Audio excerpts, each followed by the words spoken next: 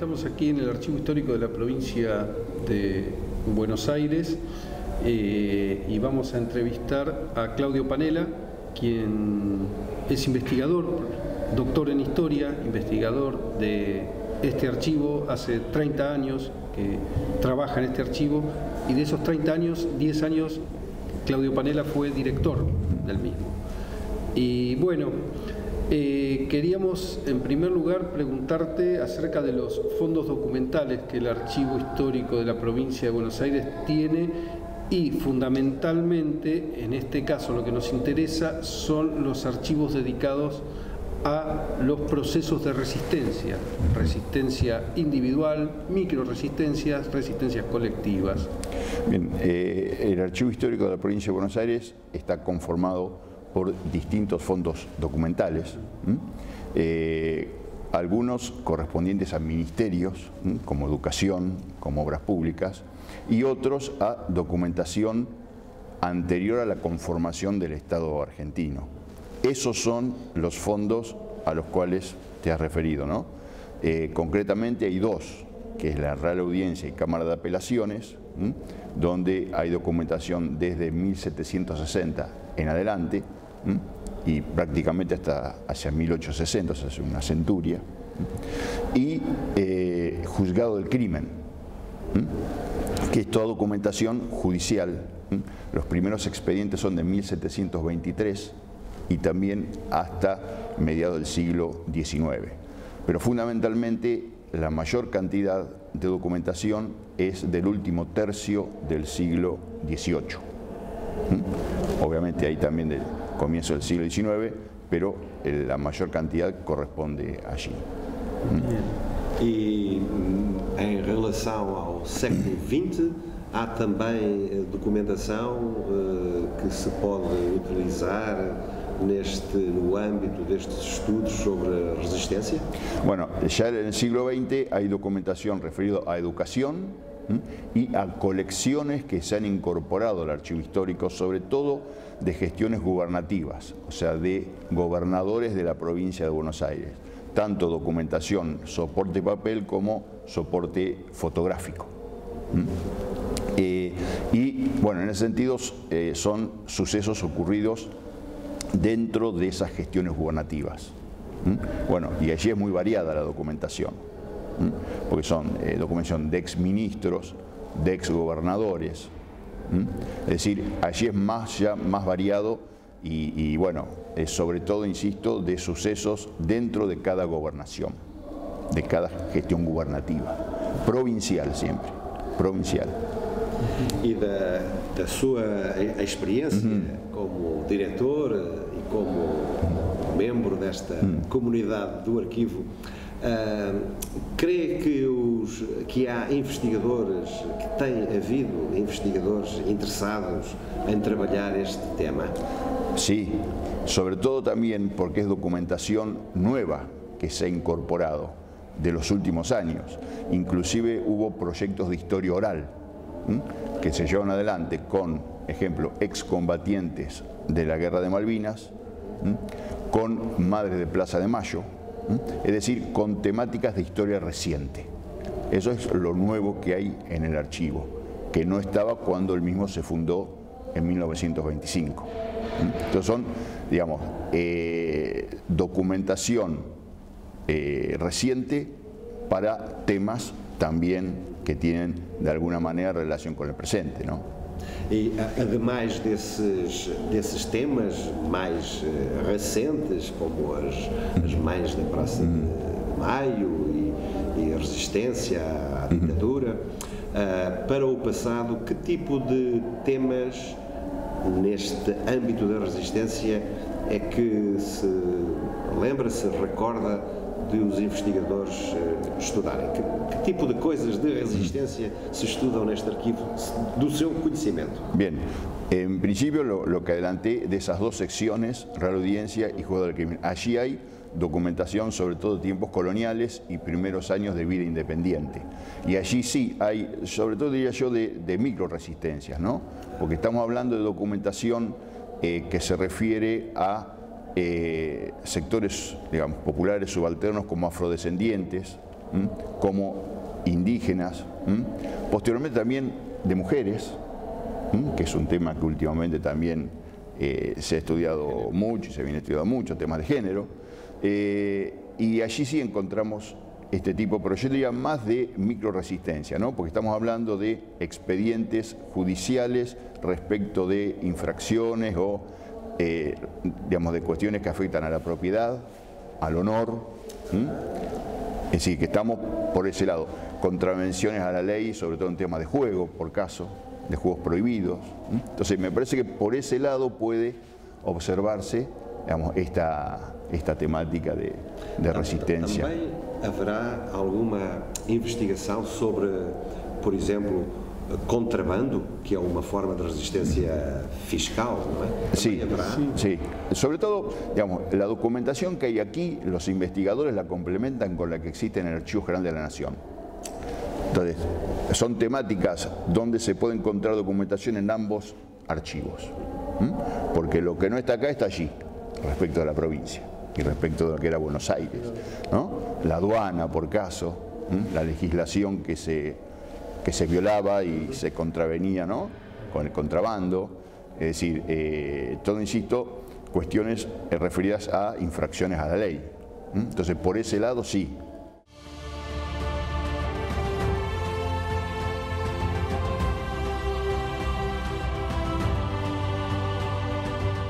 Incluso el juzgado de crimen tiene una importancia fundamental, en este caso lo que hacía referencia a las microresistencias, ¿no? Porque ahí refleja los sectores bajos acceden a la justicia, es una forma de observar a estos sectores que para la historia son muy difíciles de rastrear, que es los grupos subalternos y sus vidas cotidianas, ¿no? No solo en la resistencia, sino también en la armonía, pero también hay casos de bigamia, amistad ilícita, ¿no? Las relaciones entre hombres y mujeres, ¿no? Relaciones homosexuales que condena a la justicia. Bueno, hacía referencia a la casa de recogidas, ¿no? También, que es para cuestiones de género, hay mucha documentación referido a esto, las mujeres que son enviadas a ese recogimiento, ¿no? Porque son castigadas debido a que infringen la ley, más allá de... Inclusive otro tema es el trabajo. También. El trabajo femenino, por ahí uno encuentra expedientes donde no en forma central, pero sí colateralmente aparece el tema de la explotación laboral. No directamente, pero sí, digamos, leyendo el expediente, digamos, completo, ¿no? Entonces, me parece ahí está la tarea del historiador, la tarea del investigador de profundizar, de hacer una lectura completa del expediente y sacar de allí conclusiones.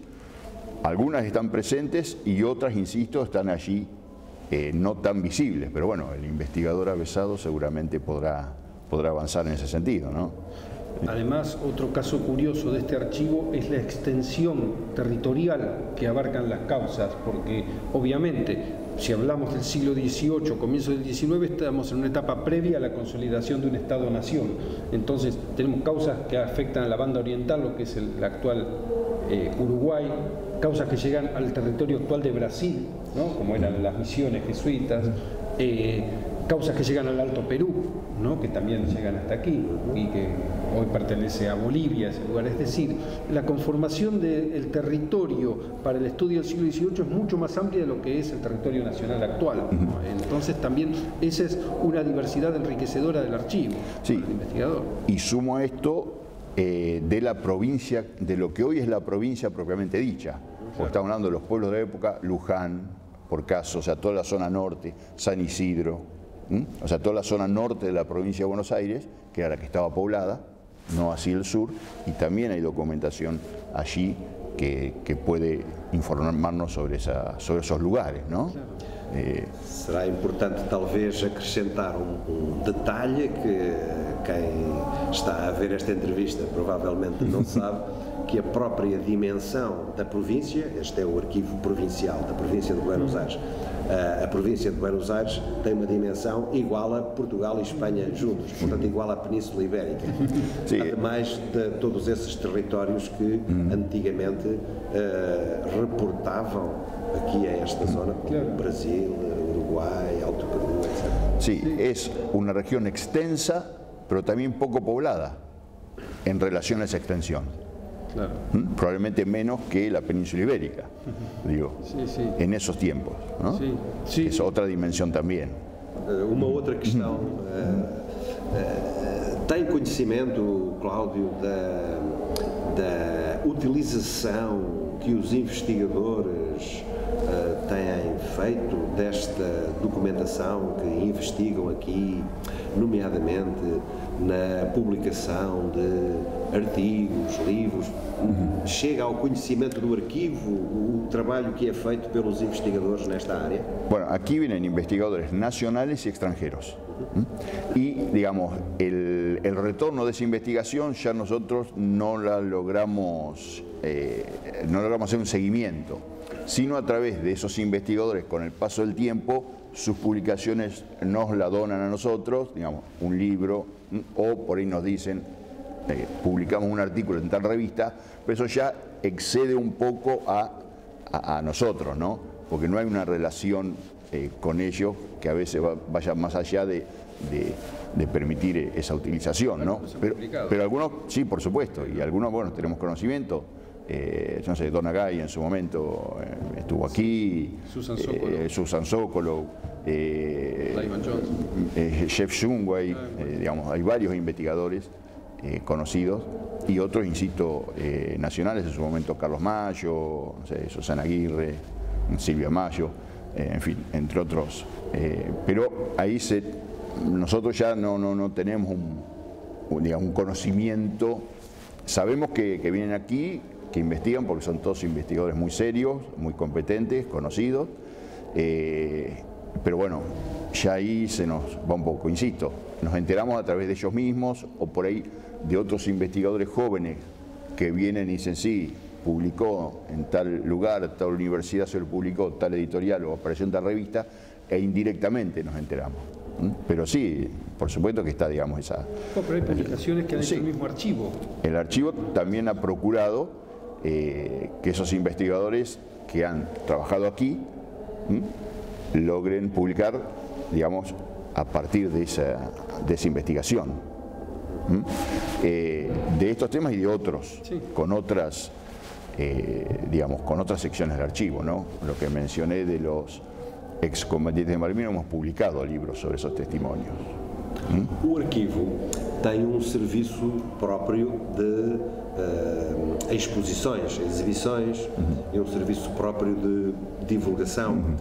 Este tema da resistência nas suas diversas formas já foi objeto de alguma iniciativa, de alguma exposição organizada? El archivo realiza periódicas exposiciones documentales sobre el patrimonio que posee, entre ellos este. No específicamente, pero sí, insisto, cuando se abordan temáticas como el de los afrodescendientes, el de las mujeres o el de los indígenas, y allí, bueno, nosotros digamos, ponemos en consideración al público, ya más bien masivo, este tipo de documentación. Pero por la propia característica que tienen, digamos, las exposiciones y nuestra documentación, son temáticas amplias.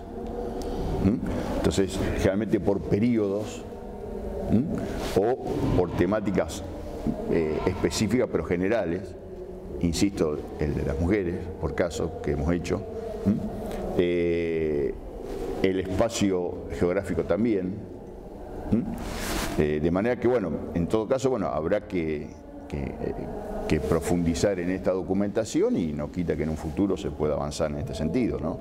Porque ahí también se depende de lo que el director establezca o de lo que también solicite el propio ministerio del cual dependemos nosotros, ¿no?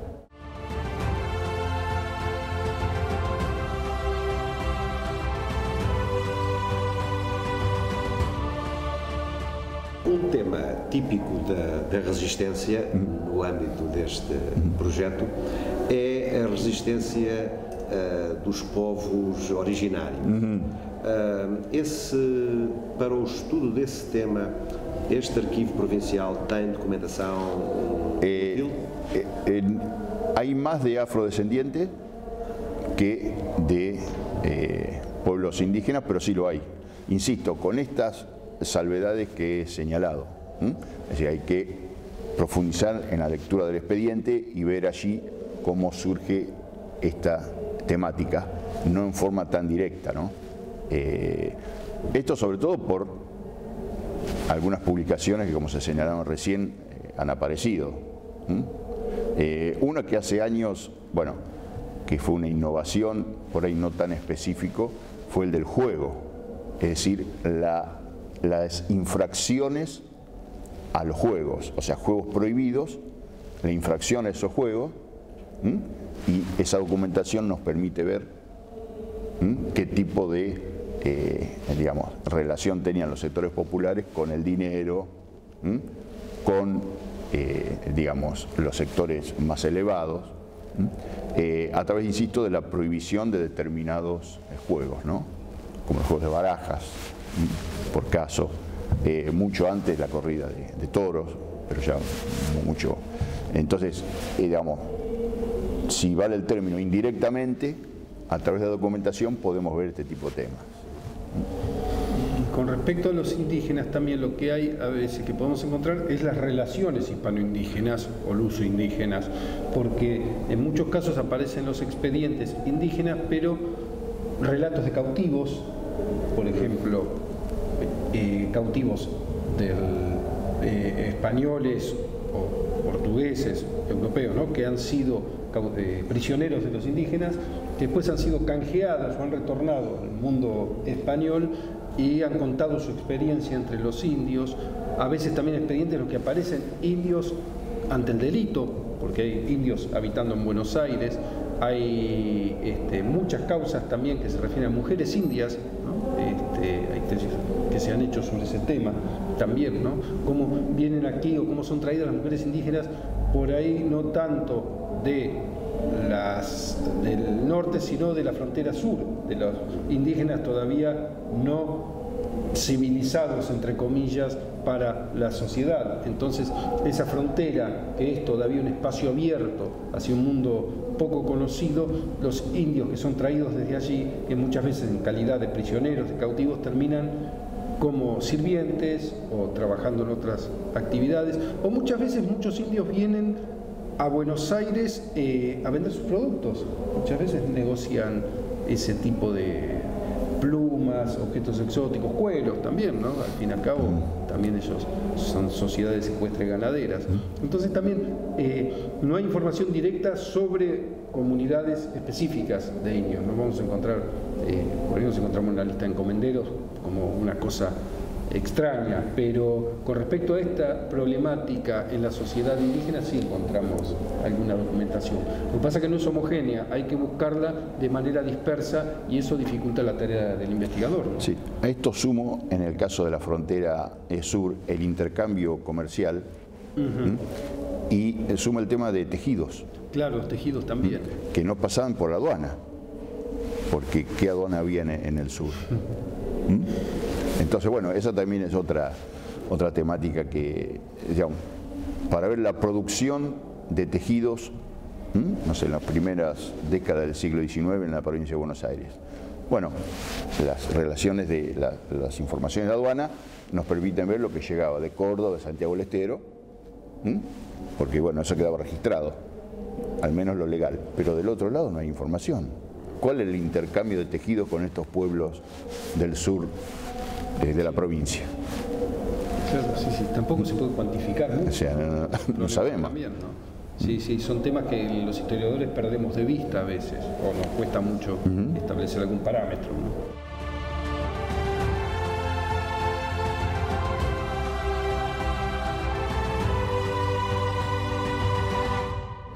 Creio que também seria útil sabermos se o investigador que quer trabalhar sobre os fundos deste arquivo tem que vir cá ou se os catálogos estão disponibilizados online e se a própria documentação também já está digitalizada.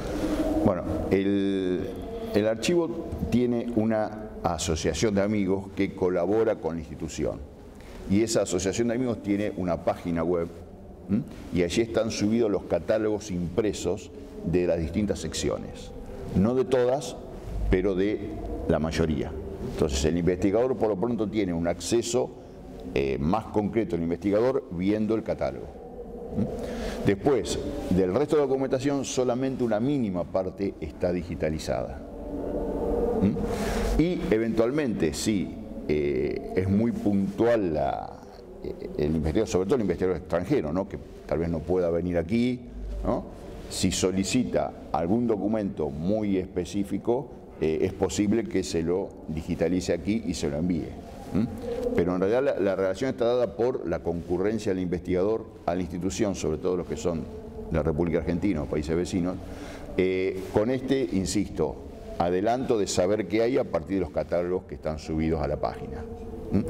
Después, insisto, ya que el archivo logre brindar esa documentación ya es más complejo, porque no hay un servicio de copiado y enviado de esa documentación.